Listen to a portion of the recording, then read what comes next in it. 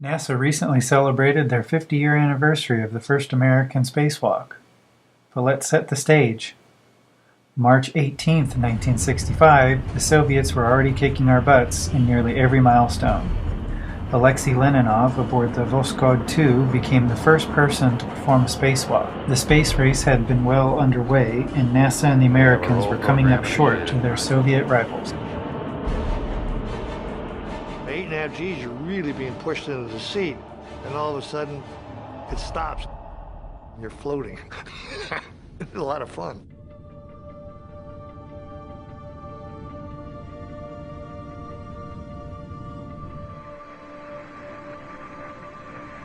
The crew went through the preparation process. They reported we were ready.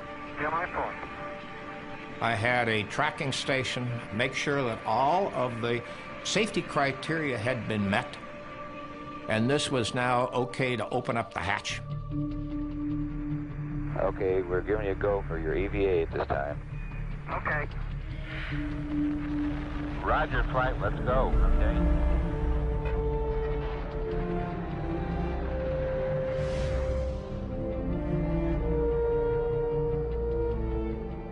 After we got the hatch open, Ed stood up in the seat and got ready to go, and we cleared him to go, and then he took and pushed off from the seat. Okay, my feet are out. I think I'm dragging a little bit, so I don't want to fire the gun yet. Okay, I'm separated from the spacecraft. Ed White is flying at 17,000 miles per hour, 200 miles above the Earth. Okay, I'm out. If the spacesuit fails, the difference in pressure will kill him instantly. If the lifeline fails, he'll literally be lost in space. The only thing to do would be to disconnect them and let them float around out there. I mean, it was, these are things that's in everybody's mind. We don't have a plan. We don't have a checklist on how you kill your best friend. As White floats in space, a glove drifts out of the capsule. Looks like a thermal glove, Jim. I don't even know whose glove it was. I don't know whether it was his or mine. I feel like $1 million. Today, those pictures are a classic. They're still overpowering today to realize, number one, it's been done, and that we did it. It blew me away. This is the greatest experience. It's just tremendous.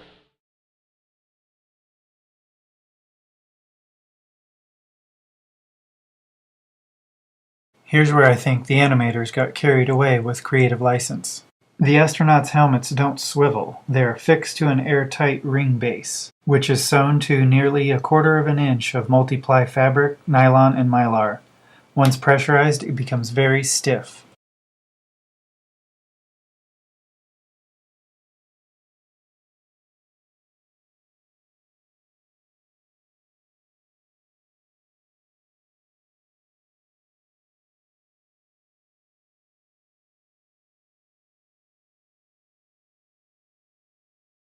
Here we have the original footage of the actual EVA. It was taken on 16mm film reel, 440 feet long, which works out to be 12 minutes at 24 frames per second. A camera that can hold a 7-inch reel is fairly large, and we don't see anything that matches the description in the archives, or pre-flight equipment manifest. The news outlets that reported on the equipment that went up with the astronauts pulled sources from earlier press releases and blended them with the latest flight info, because a lot of the technical details were still hush-hush, which is why the stories ran nearly 3 weeks after the event.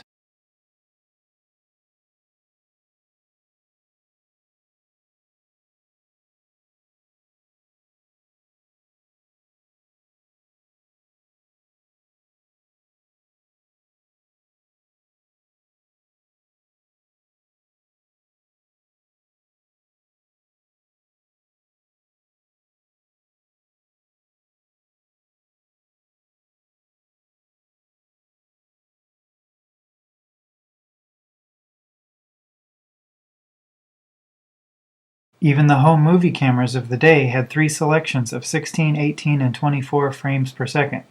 As we shall see later on, the handheld camera took footage of what appears to be 18 frames per second. But when filming the EVA, NASA chose to use a 7-inch reel of 440 feet of film. This would allow for 12 minutes of footage. The flight plan called for EVA to begin on the second orbit. Somewhere over Hawaii, the pilot was to open the hatch of a depressurized cabin and stand up. Over the west coast of the United States, he would leave the spacecraft and expose himself to space. For 12 minutes, he would perform maneuvers over the United States. He would return to Gemini 4 and continue the mission as the spacecraft neared the night side of the Earth over the Atlantic. This was the flight plan.